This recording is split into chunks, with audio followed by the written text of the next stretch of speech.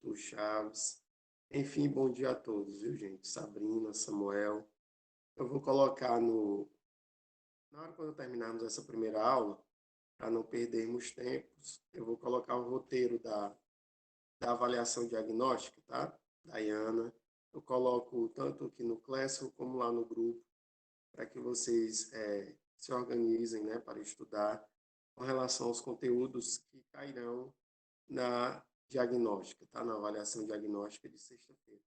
Vai ser, gente, os dois conteúdos vão ser globalização e ordem internacional, tá? Que, de certa forma, eles são integrados, né? São dois temas que nós estudamos separadamente, né? Estudamos primeiro globalização para depois estudarmos a ordem internacional, mas que vocês perceberam que eles são integrados, né? Nós temos características tanto do período, né, da globalização, principalmente a mais recente, mas que nós trouxemos, né, muito do que ocorreu no período pós-Segunda Guerra Mundial, né, naquele período da nova ordem mundial, a ordem bipolar, e com o final, né, da Guerra Fria, a nova ordem unipolar com os Estados Unidos e multipolar, né, nos dias atuais, com relação principalmente ao campo econômico. Tá? Nós sabemos que ainda os Estados Unidos são considerados a maior potência, né, militar, econômico, financeira do mundo, mas que o crescimento chinês principalmente nas últimas 4 décadas, podemos colocar, né, da década de 80 para cá, ele foi um crescimento assim grandioso, né, de dimensões globais e que também isso não pode ser deixado de lado. Então, hoje, gente, eu me programei para nós terminarmos nessa análise da ordem internacional. E aí, como nós já fizemos, inclusive, até revisões sobre a questão da globalização, vai faltar apenas, se der tempo, a gente analisa algumas questões na segunda aula de hoje, a respeito, né, especificamente da ordem internacional. Mas vocês vão perceber, a gente analisa de forma online, tá? Vocês vão perceber também que está bem interligado com o tema da globalização. Na aula passada, nós ficamos, terceiro CDE, no slide 16. Né? Isso. Mas vamos dar continuidade para que nós possamos encerrar esse conteúdo e nos prepararmos para a avaliação diagnóstica de sexta-feira. Tá? A gente não tem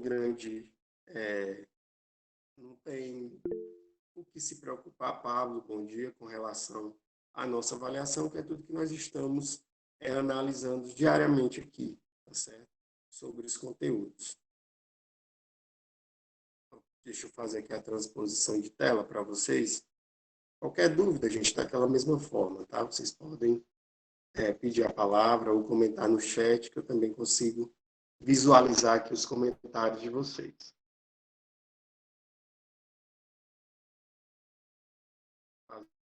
Exposição, lembrando que nós estamos utilizando o mesmo material ainda da aula passada, viu, gente? Então, não há necessidade de eu ficar postando ele, por exemplo, toda a aula, para não ficar até repetitivo e encher o nosso tópico de geografia lá dos slides. Então, nós vamos prosseguir, gente, fazendo observações, ponderando as principais características que ocorreram entre a União Soviética e os Estados Unidos, a questão das guerras que ocorreram nesse período, não entre os dois, nós sabemos, né? Mas sim que ocorreram em outros territórios e que tiveram participação em que um país apoiava um lado ou uma parte do território e o outro país apoiava o outro, né? Na questão daqueles conflitos. Os mais famosos, Guerra da Coreia, Guerra do Vietnã, a invasão ao Afeganistão pela União Soviética ali na década de 70 e 80. Enfim, esses conflitos que ocorriam pelo mundo e que aí os dois sistemas, né, tanto o socialista como o capitalista, tentavam intervir, dando apoio, cada um a um lado, para poder justamente aumentar seus territórios, aumentar seu mercado consumidor, no caso, principalmente, né, dos Estados Unidos, enfim, expandir cada vez mais a sua hegemonia. Tá certo? Então, nós temos aqui a União das Repúblicas Socialistas Soviéticas, a sua configuração ali, principalmente em toda a região da Rússia. A Rússia foi o primeiro país a se tornar socialista, tá? E, posteriormente, passou a se chamar União das Repúblicas Socialistas Soviéticas, RSS. Características gerais, né? Podemos caracterizar o socialismo como um sistema onde, agora, gente, das características do socialismo ao modo de ver os políticos. Não existe propriedade privada ou particular dos meios de produção. Todas as propriedades, elas são do Estado. Ou seja, quem é o Estado é o próprio povo, é a própria sociedade.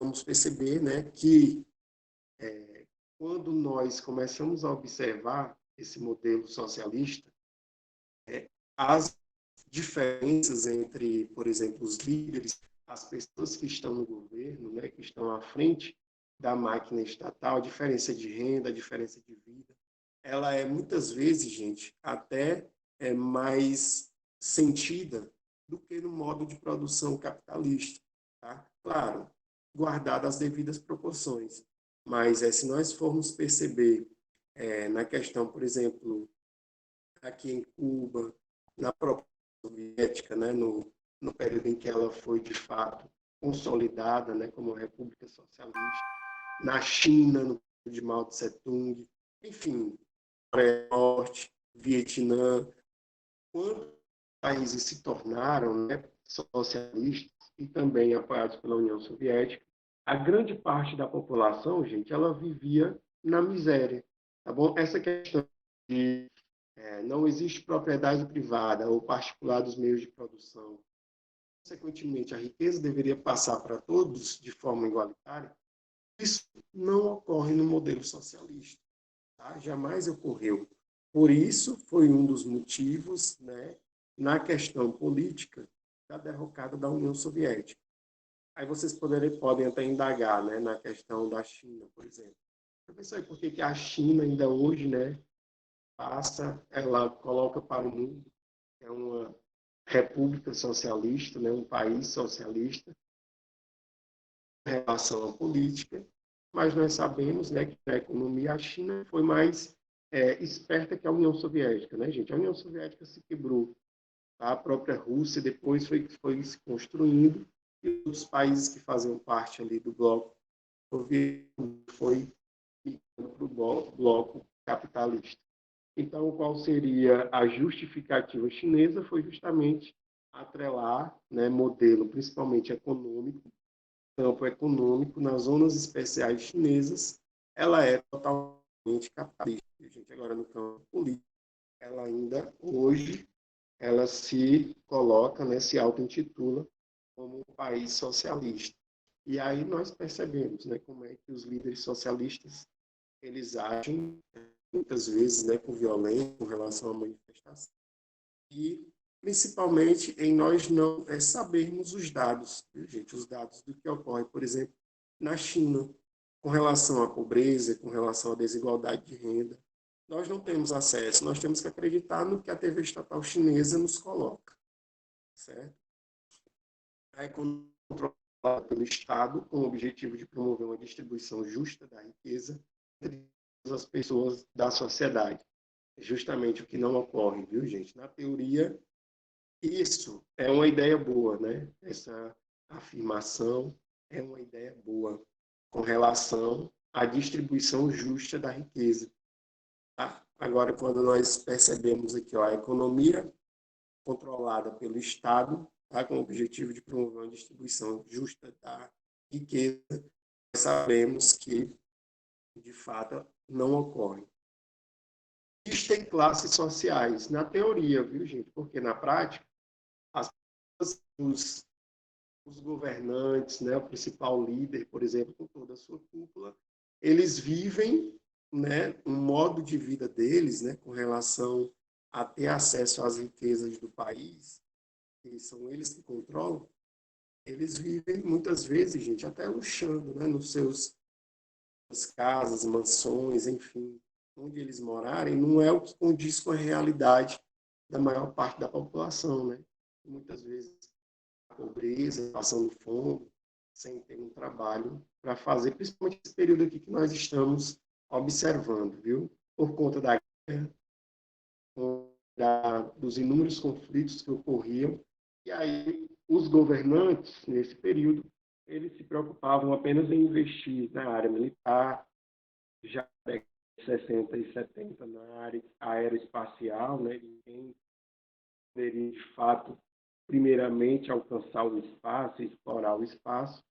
Enfim, aquela falta de renda, nós percebemos durante todo esse período, no modelo socialista que nós estamos analisando. Ainda não, viu, Iliana? No finalzinho da aula, nos últimos 10 minutos, eu peço para os líderes passarem a frequência, viu, gente, de cada uma das turmas. Né, gente, ditadura de partido único, Partido Comunista, tá? O famoso PCC, Partido Comunista Chinês, né, que já governa a China há mais de 70 anos, tá certo? Partido Comunista Chinês, quando chegaram ao poder, né, ainda lá liderado por Mao Tse-tung, eles dissolveram os outros partidos políticos, né? E até hoje, gente, quando surge algum dissidente é reprimido com bastante violência, né? Quando a gente nem né, de pessoas tentando, por exemplo, se opor ao governo chinês. No caso da Rússia, teve até recentemente, né, a questão lá dos opositores que lutam lá para tirar o Putin do poder, mas que muitas vezes são tratados com bastante violência, viu, gente? E na China não percebemos mesmo a existência desses partidos que seriam contra o governo, contra o Partido Comunista Chinês. A União Soviética, junto com a União das Repúblicas Socialistas Soviéticas, foi um país de proporções continentais. Aí nós vimos no primeiro slide de hoje, cobrindo praticamente um sexto das terras emersas do planeta, fundado em 30 de dezembro de 1922 pela reunião dos países que formavam o antigo Império Russo, na Europa e na Ásia. O número variou ao longo do tempo, mas foi de 15 durante a maior parte da existência do Estado. Uma das duas superpotências durante a Guerra Fria, até sua dissolução em 25 de dezembro de 1991. Então, de forma resumida, viu, gente, as principais características, né, desde a fundação da União Soviética até a sua derrocada em 91. Nós temos aqui no mapa, percebam aí a extensão, gente.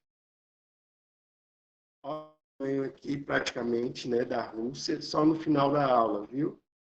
A frequência. O tamanho aqui da Rússia, gente, todas as suas áreas, a área de influência, os países que fizeram parte da União Soviética, tá? Enquanto durou o período da Guerra Fria. Eis o RSS, aqui tem o nome dos países, né, que pertenciam, Estônia, Letônia, Lituânia, aqui Kaliningrado, já próximo aqui à região, à fronteira ocidental com a Rússia, próximo também a Moscou. Percebam a proximidade, gente, dos países a Moscou, capital da Rússia, também importante centro administrativo, né, do período da União Soviética. Bielorrússia, Ucrânia, Moldávia, Geórgia, Armênia, Azerbaijão, Quirguistão, enfim, todos os países que tinham relação com a União Soviética, tá? No período em que ela, de fato, fez frente ao modelo americano, ao modelo norte-americano. O ideal socialista, qual seria? A Guerra Fria se manifestou em todos os setores da vida e da cultura, representando a oposição entre capitalistas, né, entre o ideal socialista e o ideal capitalista. Os socialistas idealizavam uma sociedade igual ao estado dos bancos, das fábricas, do sistema de crédito e das terras. E era ele, o Estado, que deveria distribuir e garantir uma vida decente a todos os cidadãos. Então, percebam, gente, que na teoria, tá, para a gente relacionar fazendo essa relação com o sistema socialista, e na teoria deveria ter essa distribuição igualitária de riqueza, mas que da prática isso nunca se consubstanciou, certo? O Vladimir Lenin, né, e o Joseph Stalin nas fotografias, a importância desses líderes na formação da União Soviética e no governo, né, pós-formação da União Soviética, e a questão do objetivo. O objetivo ele é bem claro, só que a teoria nos coloca muitas vezes, né, muita contradição com relação ao sistema socialista. Na época, as palavras socialismo e comunismo tinham o mesmo significado, uma sociedade em que os meios de produção fossem propriedade pública. Hoje, já existe uma distinção entre os dois termos. Pessoal, socialismo, tá? Resumidamente, né, para entendermos, seria justamente uma das etapas para se chegar ao comunismo, tá certo? O socialismo seria justamente um degrau abaixo para chegarmos a, de fato, comunismo em sua essência, proposto por Karl Marx e Engels, em que todas as pessoas deveriam viver, né, de forma equilibrada, tendo acesso às mesmas condições de educação, de saúde, de lazer. Ou seja, não era para existir diferenças de classes, entenderam?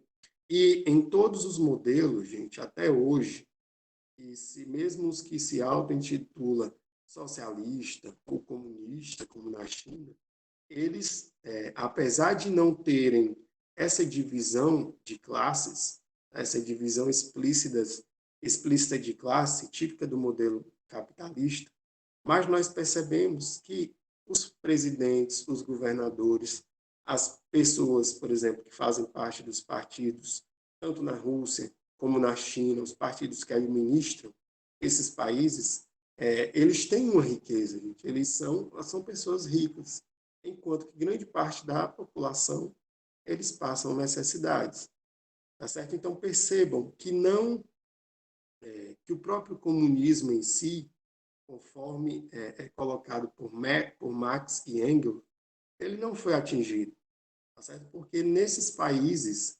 existem desigualdades e apenas analisando esse contexto da existência de desigualdades, nós conseguimos imaginar, por lógica, que de fato não se chegou-se ao objetivo primordial, ao objetivo principal, tá, do socialismo barra comunismo. Então, para que a gente entenda, o socialismo seria um degrau abaixo do comunismo, nessa etapa de evolução a se chegar no comunismo, que é justamente socializar as riquezas, socializar a renda para a população, para chegarmos a um estágio superior, que seria o comunismo de toda a sociedade num determinado território. Tá certo? Teoria, Nem na teoria e nem na prática não se chegou-se a esse estágio, viu, gente? Apesar dos países, principalmente a China, né, que é um país que nós percebemos aí a questão da volúpia econômica atual, também não conseguiu colocar as ideias de Karl Marx e Friedrich Engels perante a sua população. Pessoal, é um debate com relação, né, ao socialismo, comunismo, que inclusive nas universidades eles ocorrem e não chegam a um denominador comum. Por exemplo, de dizer que um país X ou um país Y pode ser considerado totalmente comunista, seguindo todas as regras criadas por Marx e Engels. Tá certo? O que eles fazem é adequar essas regras socialistas e aplicam conforme cada partido, né, na Rússia, na China, conforme eles acham melhor, conforme cada um achar melhor, mas eles não pegaram ali o manifesto comunista e colocaram na prática, tá? Nenhum país fez isso. Outros países que deixaram a base da vida capitalista e se tornaram socialistas. Iugoslávia tornou-se socialista em 1945. tá, gente? A Albânia e a Bulgária em 46, Polônia e Romênia em 47, Tchecoslováquia em 48, Hungria em 1949. República Democrática Alemã Oriental, tá? Justamente a RDA, apoiada pelos soviéticos, Vietnã do Norte em 45, Coreia do Norte em 48, China em 1949, né? Com a liderança de Mao Tse-tung. Tibete em 1950 como província da China e depois em 1953, quando ela se torna independente. Então, foram os países que deixaram a vida capitalista, né, a base capitalista, e se tornaram socialistas nesse período, né, para que a gente relembre. Pessoal, os veículos de propaganda, tá, a força midiática, apesar de não ter, por exemplo, a importância que tem hoje, o tamanho que tem hoje a questão das mídias, ela foi de grande valor nesse período, tá? Com relação às propagações de ideias capitalistas, de ideias socialistas.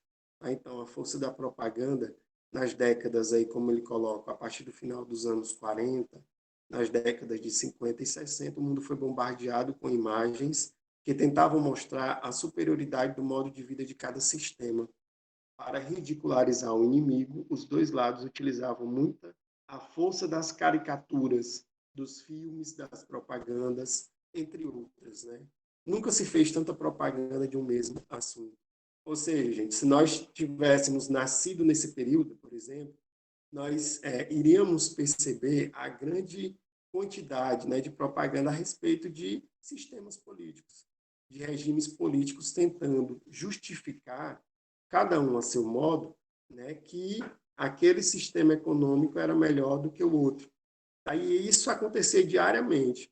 Vocês tentem imaginar, por exemplo, se fosse hoje em dia a Guerra Fria.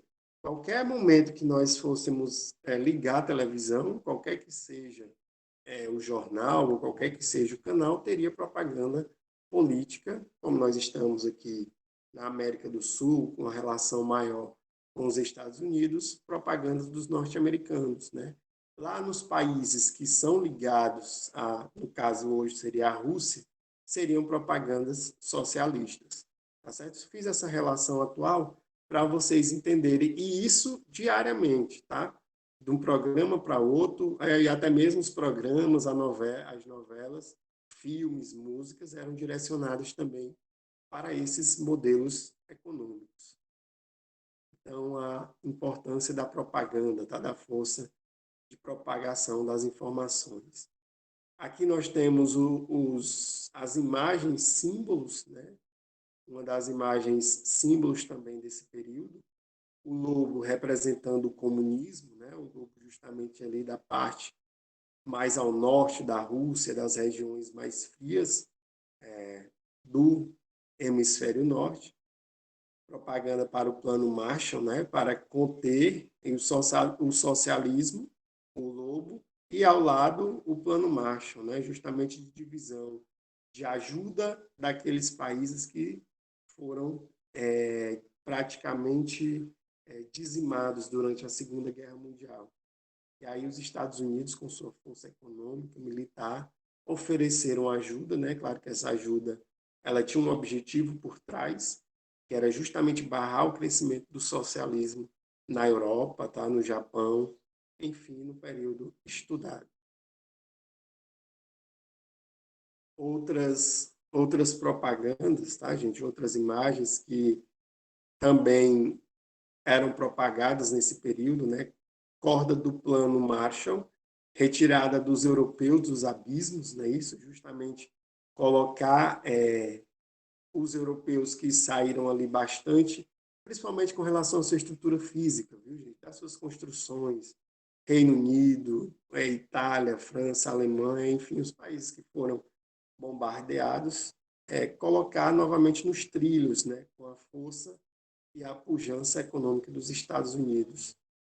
Navio da prosperidade, né? Cartaz do Plano Marshall, ou seja, aquela força com relação à mídia, à propaganda dos Estados Unidos para ajudar, gente, para ajudar os países principalmente os países europeus, durante o período da Guerra Fria. Outras imagens aqui do período, viu, gente? Nós temos aqui, ó, abaixo o selo do Plano Marshall, tá? Que é justamente aquela ajuda que os Estados Unidos ofereceram para os países europeus e também para o Japão.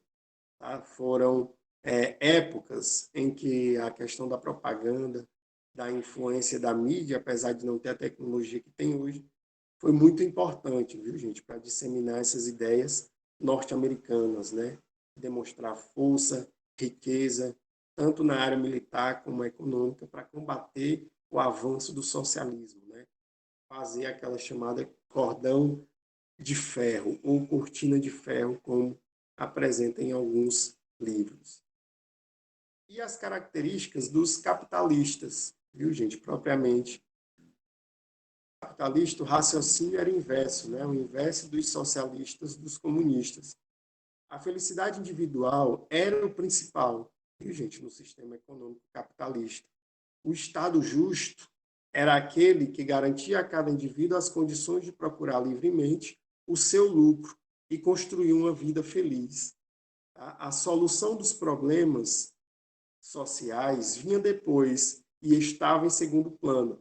Então, perceba que no modelo capitalista, gente, primeiramente, eles tentam fazer com que o próprio Estado tem que ter essa condição de fazer com que cada pessoa individualmente procure seu trabalho, desenvolva sua riqueza, para depois pensar na parte social. Mas é claro que nós sabemos que no sistema capitalista existem também a redistribuição de renda, tá? A redistribuição de riqueza. Por mais que não que não seja igualitária, né, gente, como nós sabemos, mas isso ocorre, tá, nos países capitalistas. A solução dos problemas sociais vinha depois. É por isso que a implantação de um dos dois sistemas, em termos mundiais, só seria viável mediante o desaparecimento do outro. Nenhum país poderia ser, ao mesmo tempo, capitalista e comunista. Esta constatação deu origem ao maior instrumento ideológico da Guerra Fria, a propaganda. Tá certo? E nós percebemos hoje, gente, ao mesmo nesse contexto da Guerra Fria, hoje a China, que ainda se intitula comunista, mas no campo econômico ela é capitalista. Né? Isso é um país que exporta, né, bilhões e bilhões de dólares diariamente. A China hoje, com relação à economia, ela é capitalista. E aqui nós percebemos que nenhum país poderia ser, ao mesmo tempo, capitalista e comunista. Mas ela não é comunista porque ela não tem essa distribuição das riquezas que ela produz, né, que a própria China produz, ela não divide igualmente pela população, né, para a sociedade chinesa. Então, de fato, ela não poderia ser auto-intitulada comunista, tá? Mas o Partido Comunista Chinês ainda tem essa análise. A criação da OTAN, tá, gente? E quais foram os objetivos, o porquê da criação dessa organização, né? Uma importante organização para o sistema capitalista nesse período da Guerra Fria. Né? Os principais blocos, né? Os blocos aqui ocidentais, né? De azul, aqueles que participavam da organização do Tratado do Atlântico Norte, tá? Os principais países, França, Bélgica, Itália, Portugal, né? Os países Reino Unido, os países que Noruega, Dinamarca fazem de fato partes da OTAN, tá? Os estados considerados neutros, né? Suécia, Finlândia, a própria Espanha aqui, Suíça e os países do bloco socialista, tá? Que mais de rosa, né? Um pouco voltado quase que vermelho, os países que eram membros do Pacto de Varsóvia, né?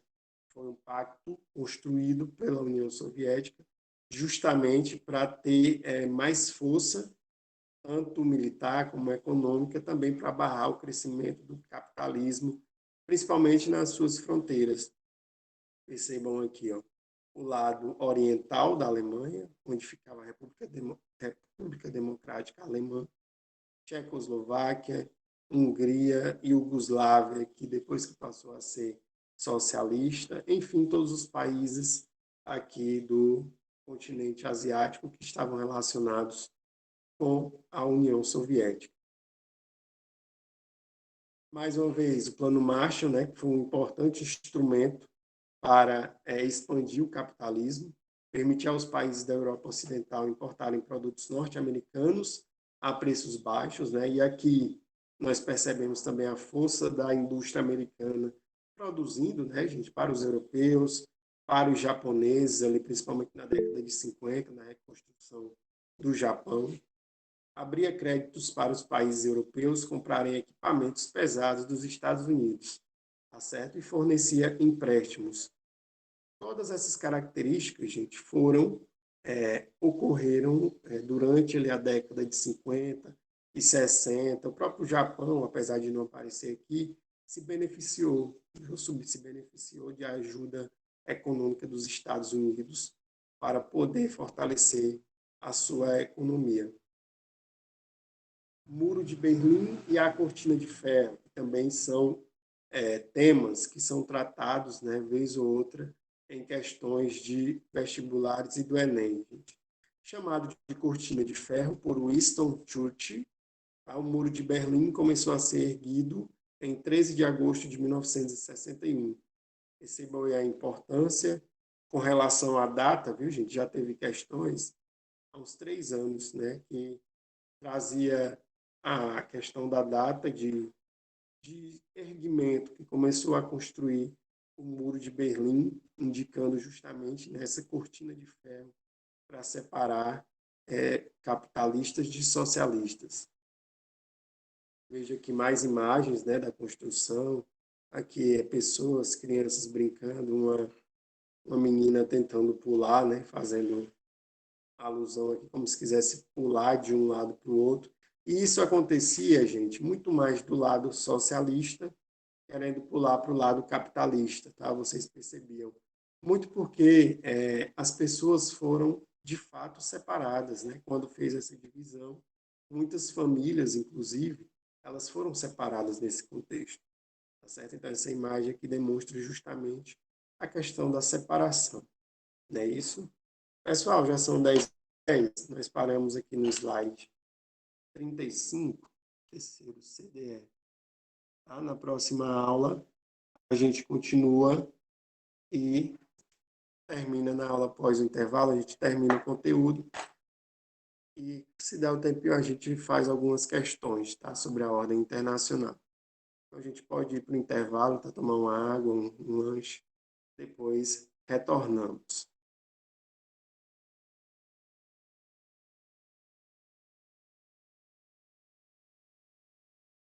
Deus. Pois vamos concluir, viu, gente, nosso conteúdo, que também vai fazer parte da nossa avaliação diagnóstica de sexta-feira, tudo certo? Vamos continuar de onde paramos, na quarta aula. Qualquer dúvida, vocês podem participar também, tá certo?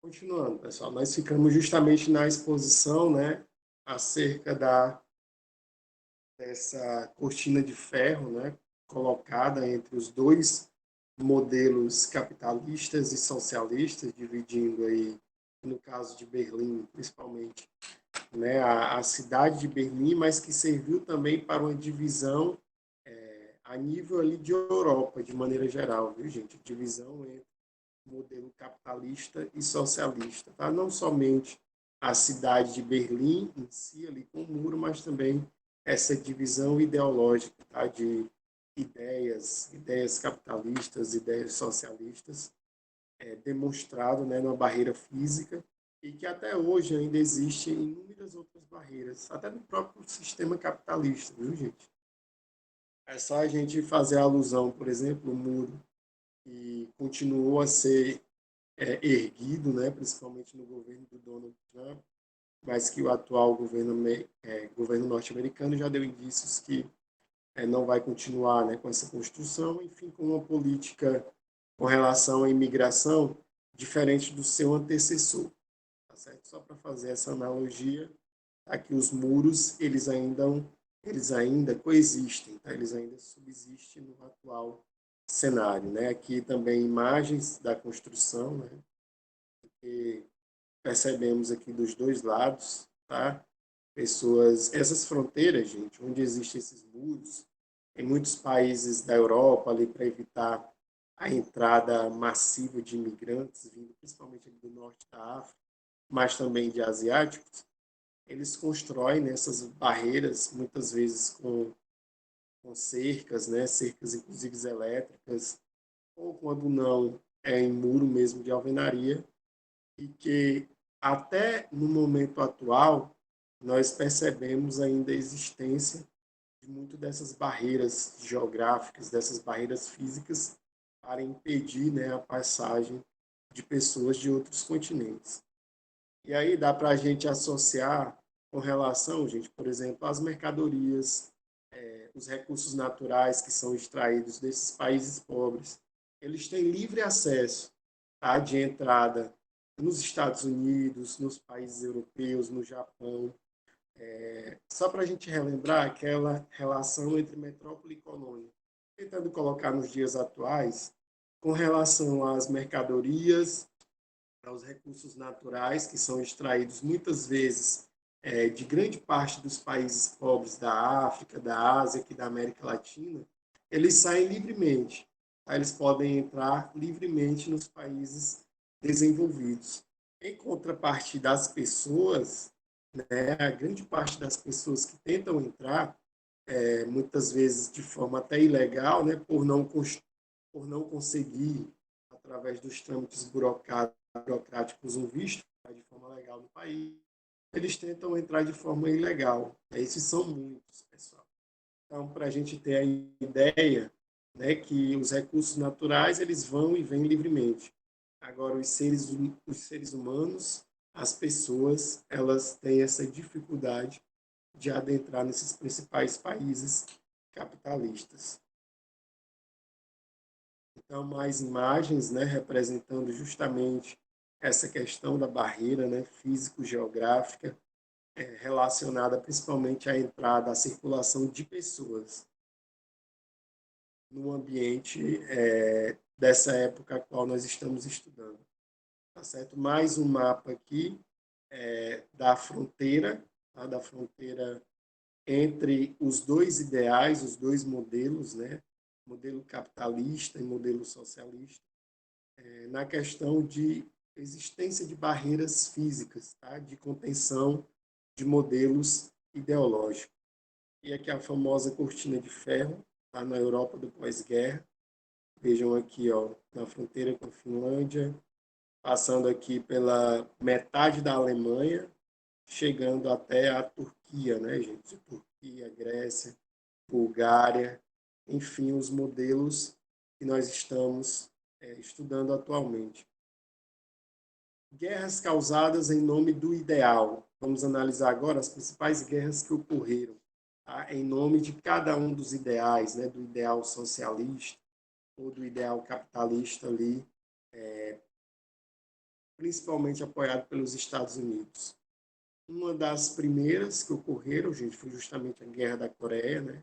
Recebemos imagens aqui, principalmente das fronteiras, a questão das trincheiras ali entre os dois países, né? Que hoje são dois países divididos ali ao meio, pós essa guerra que ocorreu na década de 50. Aqui nós percebemos a divisão da Coreia, como eu coloquei para vocês anteriormente, gente, a importância da proximidade de Seul, capital administrativa, capital financeira, militar da Coreia do Sul, próxima à área de fronteira, né? De fronteira da Coreia do Norte. Enquanto que Pyongyang, ó, capital da Coreia do Norte, já fica a uma distância, né, relativamente maior quando você vai fazer essa comparação. Por que isso é importante? Porque em caso de ataque, né, provavelmente a Coreia do Norte chegará primeiro a Seul, né, a atacar a capital. E quando ocorre guerra, gente, os países envolvidos, eles tentam destruir, tentam atacar principalmente o polo político, o polo econômico, o principal estado ou o principal país, né? Ou o principal estado ou a principal cidade, perdão, daquele país, para poder justamente já dirimir com as forças. Porque quando você ataca o centro do poder decisório, o centro do poder administrativo e econômico, você abala bastante, né, aquele país que está envolvido na guerra. Aí é até um dos motivos que levam muitas vezes ao término das guerras, né, fazer com que essas guerras acabem mais rapidamente. Então nós temos aqui justamente a questão da divisão das duas Coreias. Uma outra importante guerra, gente, que ocorreu, essa imagem, inclusive, essa primeira da esquerda de cima, ela é bastante famosa no contexto da Guerra do Vietnã, né? Soldados ali fazendo com que as pessoas se afastem, né, das áreas de bombardeio, se protejam. Muitas crianças, soldados aqui, né, tentando salvar crianças do conflito em que a União Soviética apoiou o Vietnã do Norte e os Estados Unidos apoiaram o Vietnã do Sul, viu, gente? Lembrando que essa guerra, quem saiu vencedor foi justamente o Vietnã do Norte e unificou o território. Então, se nós podemos analisar uma perda com relação a uma guerra em que os Estados Unidos participou, essa guerra do Vietnã, por exemplo, quem saiu vitorioso foi a União Soviética, porque eles unificaram o território e o Vietnã, é claro, seguiu o modelo socialista de administração. Um outro importante acontecimento que ocorreu aqui no contexto, né, da América Central, do continente americano, de maneira geral, foi justamente a Revolução Cubana. Também importante acontecimento que, historicamente, é estudado, né, nesse processo de Guerra Fria, de nova ordem internacional. Em 1959, debaixo do nariz do americano, tá, acontece uma revolução em Cuba, a 100 milhas da Flórida, ali já estado norte-americano, gente, ou seja, transformando aí para quilômetros, dá aproximadamente 160 quilômetros, é isso, uma milha corresponde a praticamente 1,6 quilômetros. Então, essa distância relativamente curta, né, foi que também foi um dos pontos chave da Guerra Fria, né, quando, por exemplo, a União Soviética instalou, né, fez uma instalação ali de pontos de envio de míssil, ou seja, para atingir o território norte-americano, ele estaria muito mais próximo ali quando eles estavam sendo colocadas naquele território cubano. E foi um dos momentos também assim de maior tensão da Guerra Fria, foi justamente essa questão da crise dos mísseis, né, da instalação dos mísseis ali na região de Cuba. Liderada por Fidel Castro e mais 14 guerrilheiros, é isso, que derrubaram o governo cubano. Aí a CIA resolve pegar um grupo de pessoas contra Fidel, armadas e desembarcar em Cuba, mas Fidel ganha de novo. Essa tentativa, né, dos Estados Unidos, no ano de 1959, de tomar o posto do líder cubano e fazer com que Cuba também se torne, tá, um país orientado pelos Estados Unidos, assim como eram todos os países, né, da América Latina e América do Sul. Quando a CIA resolve tentar de novo, Fidel já tinha pedido à União Soviética para ser socialista. E esta diz que se Kennedy, presidente dos Estados Unidos, veja aí, só retornando aqui, veja o que a União Soviética falou a respeito de quando a Cuba, né, de fato, através do Fidel Castro, tem relação com a União Soviética e diz que quer se tornar socialista. Se o presidente dos Estados Unidos, né, no caso Kennedy, atacar Cuba, a União Soviética usaria o armamento nuclear. Então, desde esta época, Cuba é socialista, né, gente? Inclusive, sofrendo sanções norte-americanas, historicamente deixaram com que Cuba se tornasse um país praticamente pobre no que diz respeito à economia, no que diz respeito a, por exemplo, balança comercial de exportações e importação. Então, mas de fato, essa crise dos mísseis que eu coloquei para vocês foi um ponto de grande tensão também que ocorreu no período da Guerra Fria. O mundo em perigo, armamentismo e a corrida espacial. É isso, as duas cidades atacadas, né, no final da Segunda Guerra Mundial, Hiroshima e Nagasaki, a localização de ambas aqui no mapa, né, no território japonês, e foi justamente o fato que deu fim, é isso, gente, que deu fim à Segunda Guerra Mundial, essa demonstração de poder militar, poder armamentista impetrado pelos Estados Unidos da América. Tudo começa com as bombas nucleares, né, lançadas pelos americanos nas cidades japonesas de Hiroshima e Nagasaki. Nós vimos aqui a bomba atômica, tá? João de Deus coloca aqui, ó, a bomba atômica, a Little Boy, antes e durante a explosão. Nós vimos aqui na imagem. Claro que a imagem é um pouco ruim, gente, por conta da qualidade, né, das fotografias, das câmeras daquele período. E aqui já aquela nuvem pós-explosão, né, pós-explosão da bomba atômica. Aqui nós percebemos na imagem a tripulação do Enola Gay, que lançou a bomba atômica sobre Hiroshima, ou seja, os tripulantes estavam justamente na aeronave, né, que lançou a bomba atômica sobre a cidade de Hiroshima. E aqui uma imagem, né, do bombardeio em Nagasaki. Há diversas. E, João, tem várias teorias, gente, muitas delas conspiratórias, né, mas que de fato essas imagens são utilizadas por diversos livros, tá? Inclusive livros acadêmicos, mas tem toda uma teoria por trás, né, gente? Se de fato eles tiraram essas fotos, se são imagens criadas, né, montagens, como nós conhecemos atualmente. Inclusive, João, na questão da chegada à Lua, né, que muitas pessoas, inclusive estudiosos, não acreditam, né, que de fato os norte-americanos tenham chegado à Lua. Mas o que é cientificamente passado para nós, né, imaginando isso como poderia alguém estar tirando foto em meio a uma guerra. Pessoal, por incrível que pareça, na grande parte das guerras, João, e os colegas e as colegas que colocaram os comentários, em todo conflito, gente, existem uma rede de repórteres que ficam só para fotografar o movimento, inclusive atualmente. Não sei se vocês já perceberam, por exemplo, quando tem a questão da guerra civil na Síria, onde tem uma ampla cobertura aí das principais TVs, das TVs pelo mundo. Existe, gente, uma grande quantidade de repórteres, de fotógrafos que vão para fazer justamente essas imagens.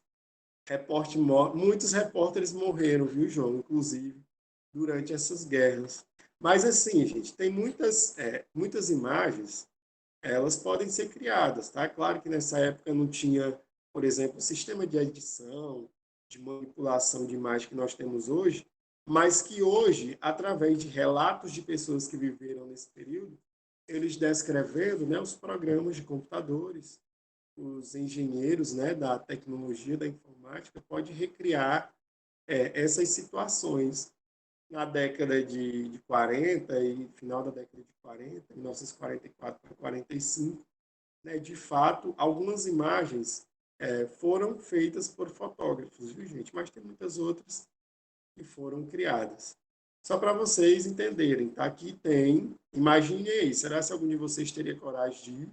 Vamos supor que se eclodisse uma guerra mundial, terceira guerra mundial, tomara que não ocorra. Vocês, como, vamos supor que fossem jornalistas ou estudantes de jornalistas, né, Pablo? Depende do quanto vai ganhar, né, gente? O adicional de periculosidade tem que ser 5 vezes maior do que o salário. neste caso.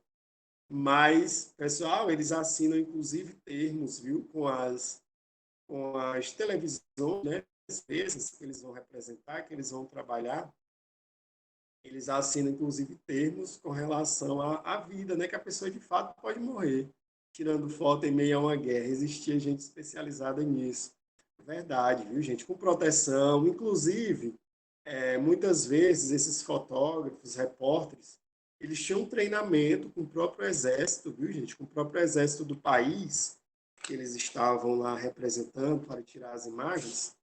Eles tinham treinamento de como se proteger, viu? Se proteger de ataques, por exemplo, um ataque à bomba. No caso, né, desse ataque à bomba aí, não teria muito o que se fazer. O ataque nuclear promovido, o ataque das bombas atômicas, não é isso?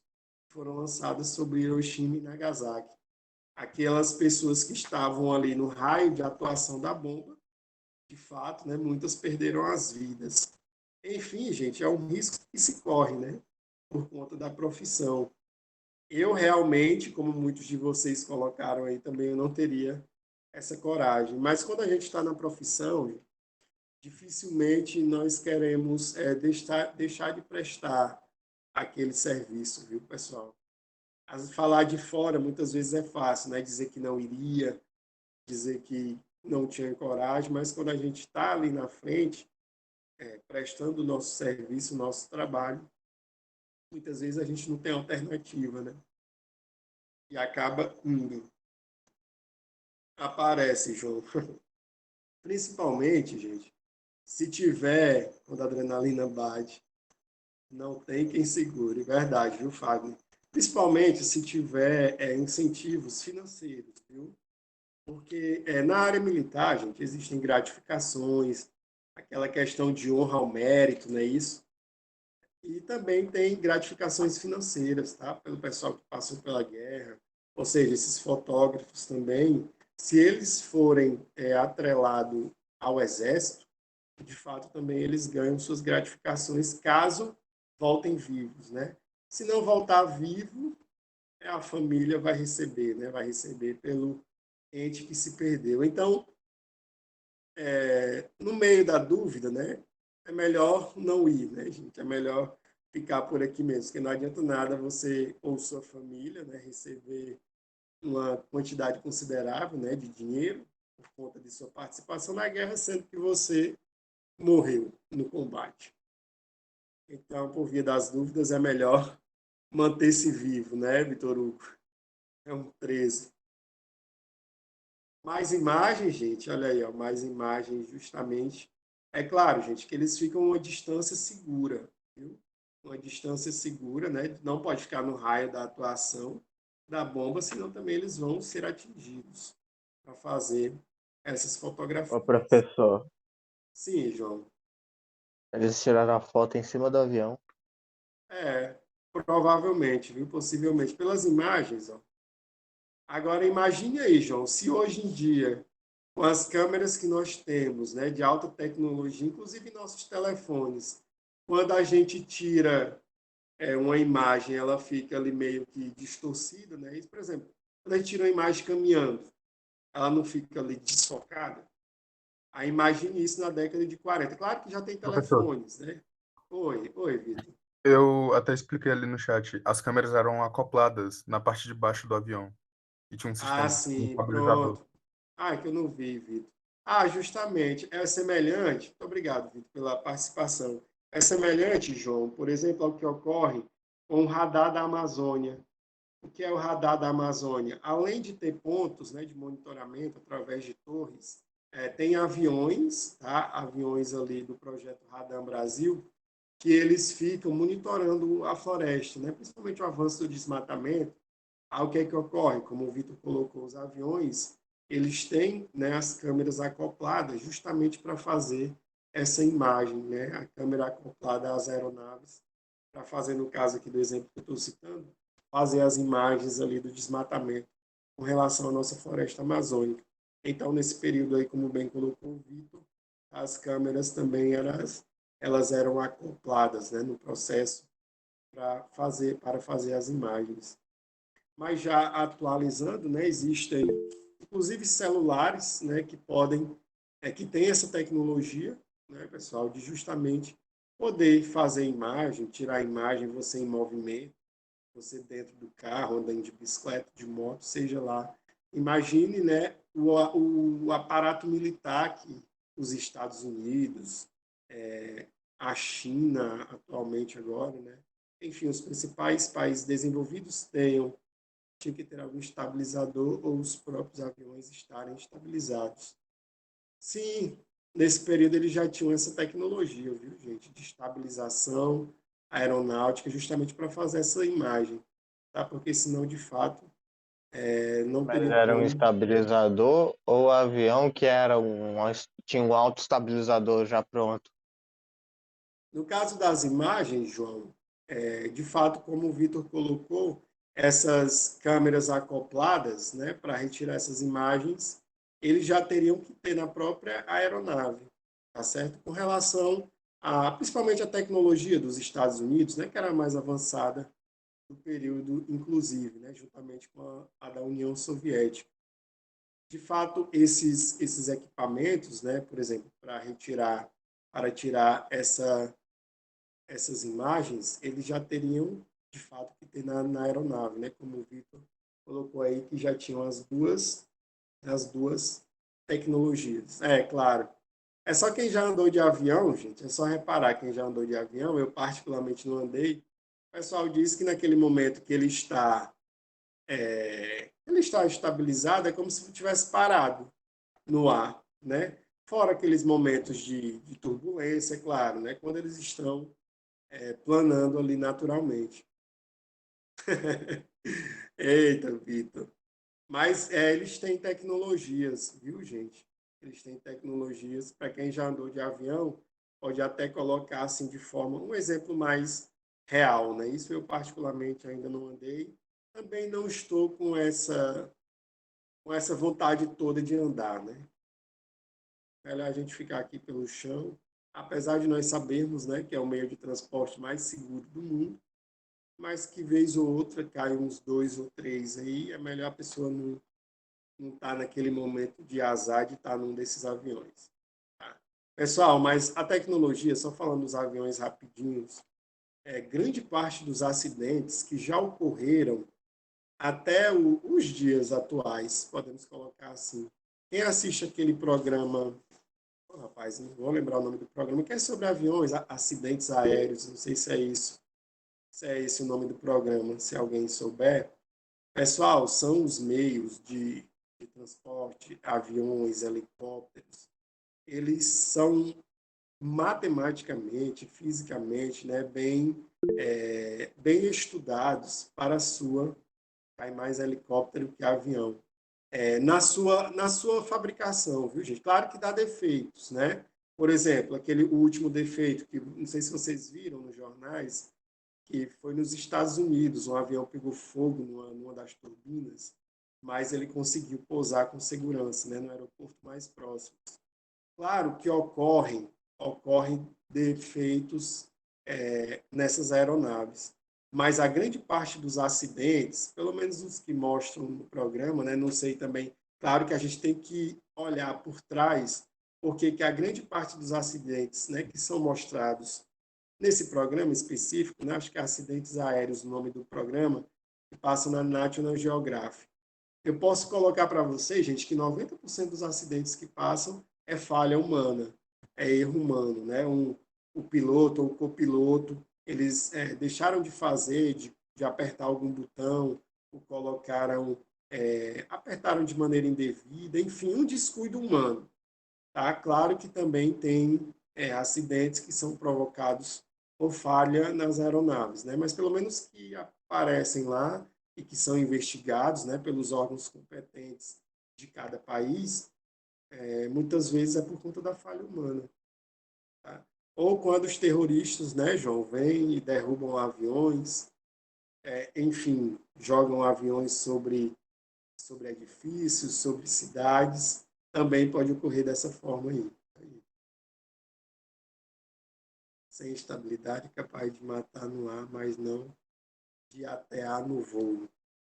Só não vi quem foi que colocou o comentário. Manter, né? O Rian colocou o comentário de manter. Então, eles têm, viu, gente? Realmente, desde esse período, eles têm essa estabilidade. Até porque, como colocou os alunos aí, né? Como colocaram, tem que ter essa estabilidade no seu próprio desenvolvimento do voo.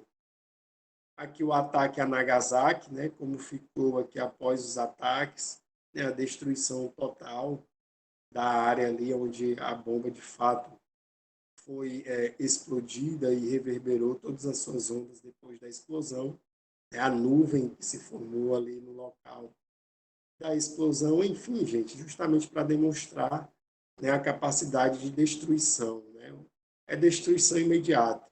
Isso da bomba atômica, gente. Imagine uma bomba nuclear, tá? O que ia sobrar era justamente o nada. Nem fotografia nós teríamos, porque dependendo da intensidade, né, da propagação, da força da explosão de uma determinada bomba atômica, inclusive pode não ficar, inclusive, nada naquela área, né? E se for uma bomba de grandes dimensões que nós não sabemos, inclusive, quantificar, né, a potência, muitos países já fizeram teste, os Estados Unidos, Coreia do Norte, a Índia, a própria China já fizeram testes em seus territórios. Talvez a bomba tenha intensificado a inteligência dos contaminados. No caso do Japão, João, que você coloca, nós não sabemos, pessoal, e eu não quero saber, falando aqui individualmente, da questão das potências das bombas nucleares, viu? Caso tenha uma terceira guerra mundial. Porque, de fato, nós não sabemos, gente. Só quem sabe é a CIA, a inteligência norte-americana, a inteligência norte-coreana, enfim, a inteligência dos principais países que tem, né, que tem justamente essa manipulação no que diz respeito à energia nuclear, tá? Que nós sabemos que ela é utilizada atualmente muito por conta da energia, né, da energia nuclear, mas que pode-se ter um projeto, assim nascendo o novo Japão, pode-se ter um projeto de bomba que nós não estamos sabendo. É isso, claro, professor, você não acredita em teoria da conspiração? Pessoal, nesse mundo, nós não podemos duvidar de absolutamente nada. Tá certo? Claro que a gente não vai sair acreditando em tudo que nos é colocado, tá? Pelos meios de comunicação. Mas eu é que não duvido, tá, gente, com relação, né, à capacidade do ser humano de se autodestruir. Em resumo, com relação ao Japão, João, que você colocou aí na questão da inteligência, é porque depois da Segunda Guerra Mundial, que ele foi atacado drasticamente, né, suas grandes cidades foram dizimadas, eles receberam ajudas norte-americanas também, tá?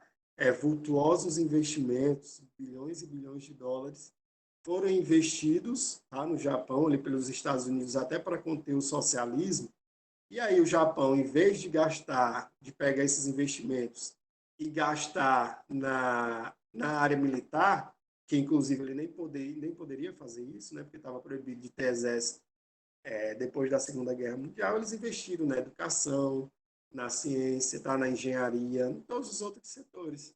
Tá certo? Por isso, o Japão se tornou, inclusive, a segunda potência mundial, gente, na década de 80, 90, ali para o início dos anos 2000, tá certo? Por conta que eles souberam o que fazer com os investimentos que eram colocados principalmente pelos norte-americanos.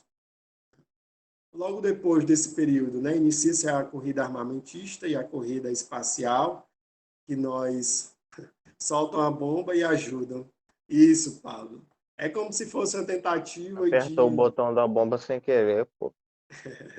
É como se fosse uma medida, João de Deus e o Pablo, uma medida ali de mitigar, né, de diminuir pelo conta do ataque, né, feito pelos Estados Unidos, e aí ele se sai como bonzinho depois, né, fazendo essa ajuda.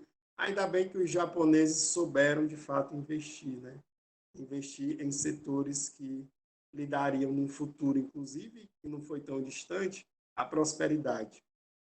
O mundo socialista e o mundo capitalista tentando mostrar seu poder armamentista, né, não se economizava ameaças, na questão da destruição, né, gente? Na questão de uma possível terceira guerra mundial.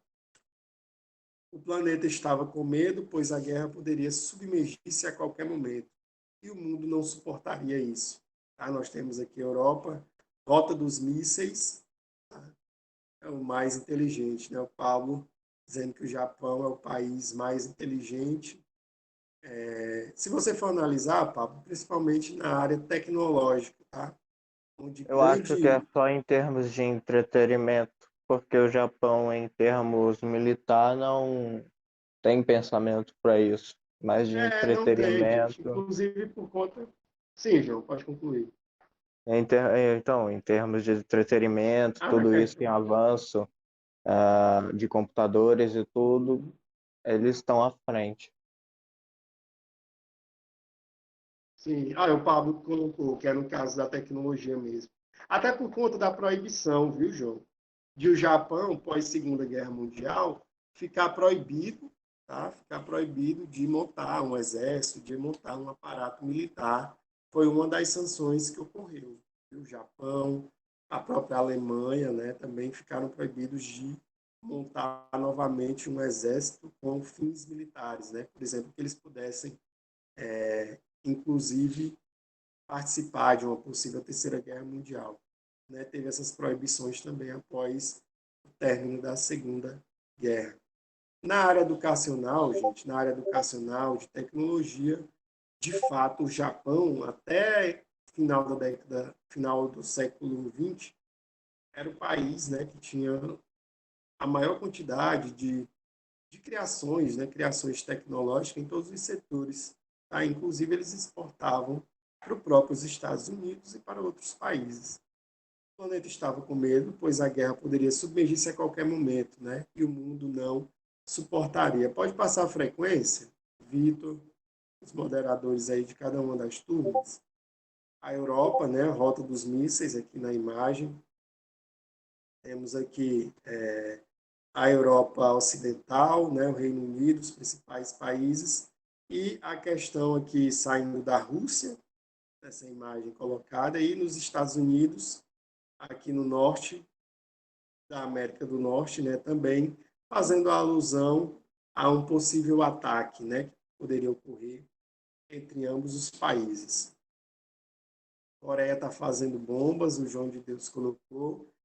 Pessoal, até há uns 2, 3 anos, eles colocavam, né, o próprio o líder norte-coreano, eles filmavam e colocavam para o mundo, né, a Kim questão dos... Jong, Sim, João. Isso, Kim Jong-un. A questão dos fazendo os seus do norte ou do sul, do norte, viu, Nelson? Coreia do Norte.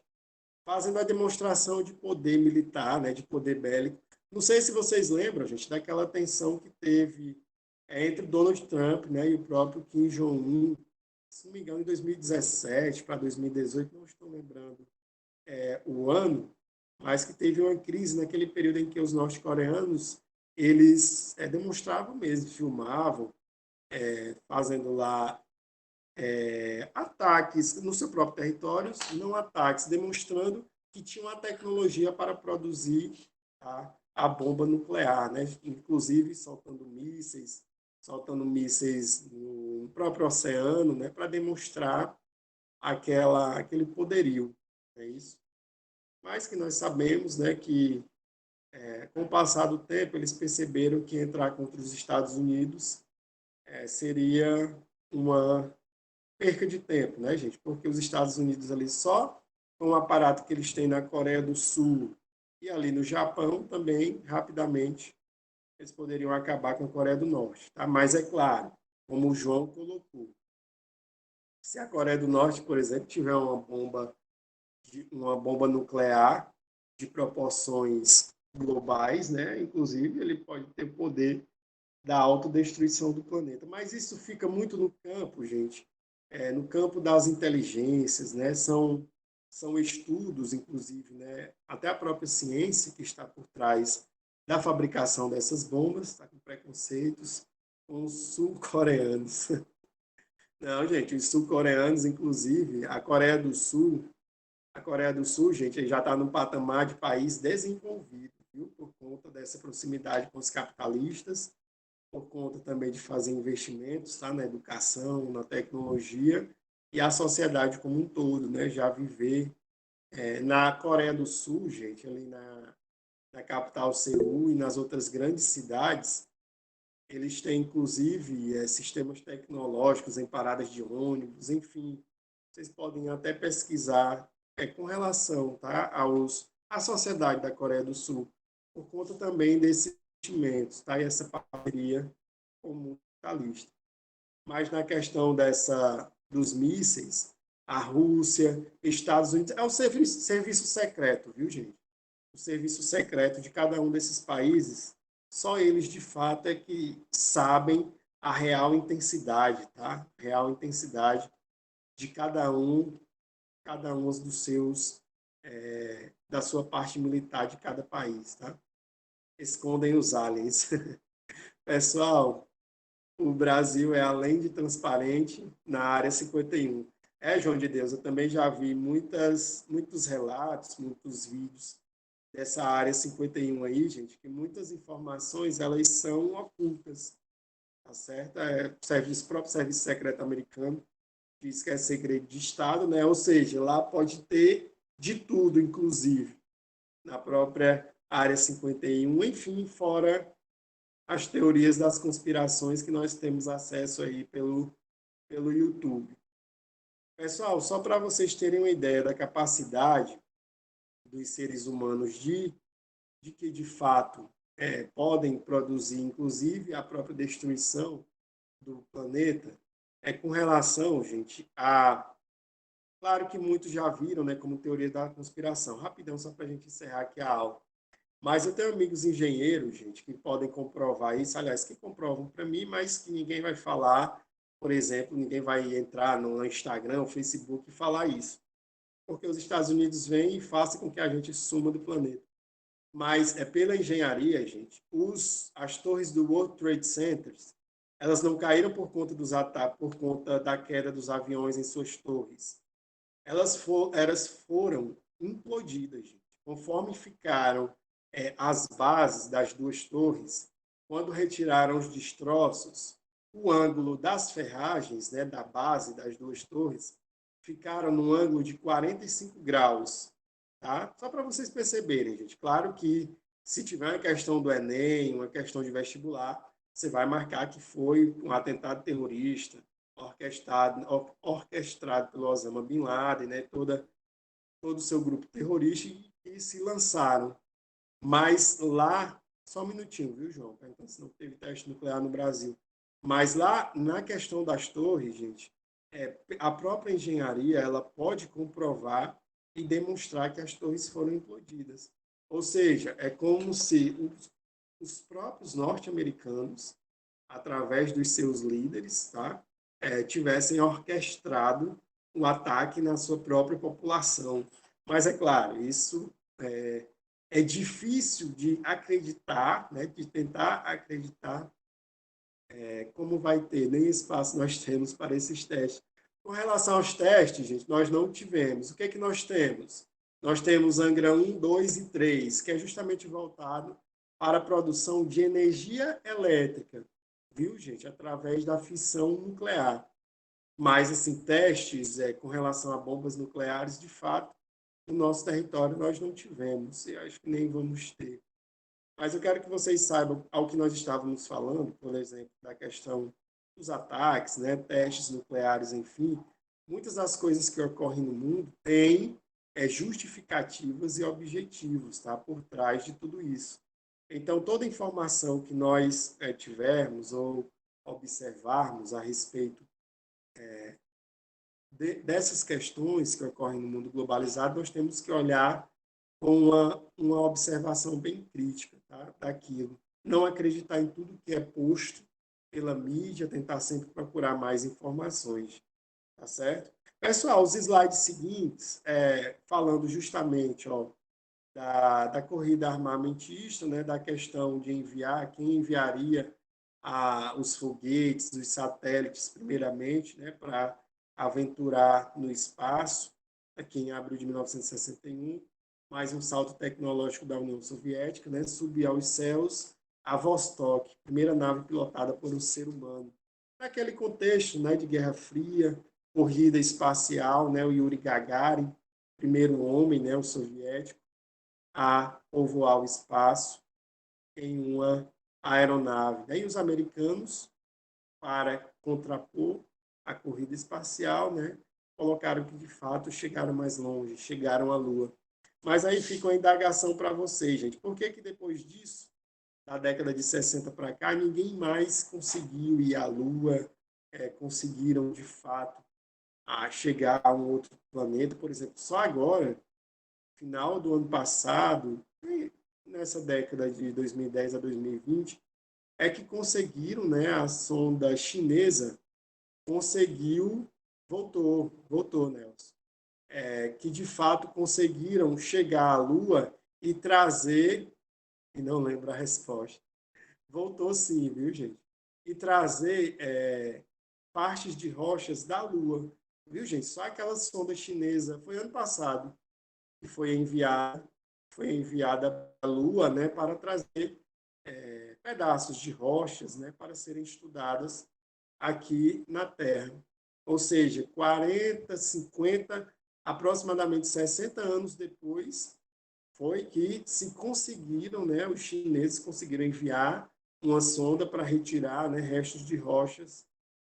Me fez pensar em quem seria o primeiro homem a morrer na Lua. O João de Deus já fazendo um questionamento, não é isso, João? Enfim, pessoal, eita, já tomei 16 minutos. Cadê o Luiz? Professor Luiz, já está na sala? Deixa eu ir também ali agora para o segundo ou para o terceiro A e B. Viu, gente? Pessoal, pois, com relação à avaliação, eu vou colocar o roteiro. A Georgiane, né? Vou colocar a Georgiane. Acho que o Luiz saiu, foi da outra turma que eu vou agora. Eu vou colocar o roteiro mais tarde, tá, gente? Espaço. O João está perguntando. Não, João, foi uma sonda não tripulável, tá? Essa que trouxe a chinesa. Estou falando, tá? Foi uma não tripulável e ela foi até a Lua e retirou partes de rocha, tá? Trouxe aproximadamente 300 gramas de rocha da Lua para serem estudadas aqui no planeta Terra, tá? No caso, a sonda chinesa. Tá certo? Pessoal, pois com relação à nossa avaliação, viu, vai ser globalização e ordem internacional. Vocês podem ler a respeito desses conteúdos e a nossa prova, ela terá 10 questões, perdão, a respeito desses dois conteúdos, tá bom? Mais tarde, eu coloco e ordem internacional. Agora, viu? Esse período da Guerra Fria, esse período da ordem bipolar, tá? Até o final do século XXI. Ou século XX, gente. A Maria. Eu já quero que termine o século XXI e a ordem internacional. Tudo bem? Qualquer dúvida, gente, pode mandar mensagens, tá? Que a gente tira qualquer dúvida a respeito do conteúdo. Tudo certo? Pois um abraço, gente. Um abraço a todos, tá? Tenham uma ótima aula e um bom dia.